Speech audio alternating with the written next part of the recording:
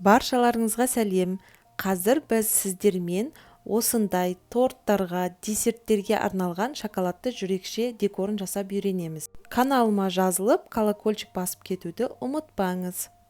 Ең алдымен біз жүрекшеден трафаретта жасап аламыз. Оны қолдан жасау үшін пергамент бумагасын бірнеше бөлікке бүктейміз. Сосын интернетте трафареталар толып тұр, жүрекше сол әртүрлі формадағысын алып, сызып, осындай бірнеше жүрекшелер дайындап аламыз.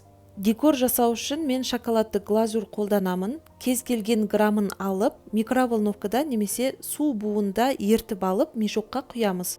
Мешокты жақсылап бекітіп, одан кейін ұшын кішкене ғана кесіп аламыз. Және жаңағы дайындаған пергамент бумагасындағы трафаретке осылай крестик қылып барлығына жағып шығатын боламыз, яғни құямыз. Енді осыны алып, қатпай тұрған кезінде ақырын пышақтың ұшымен барлығын алып шығамыз. Енді осыны холодильникке 5-10 минутқа қойып қатырамыз. Декор тез қатады. Қатқаннан кейін осылай пергамент бумагасынан ақырындап ажыратып шығатын боламыз.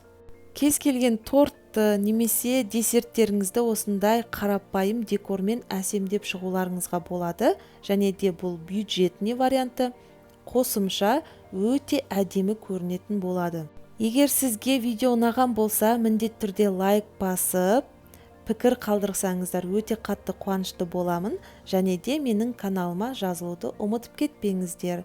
Колокольчикті бассаңыздар, келесі видео сіздерге міндетті түрде көрінетін болады.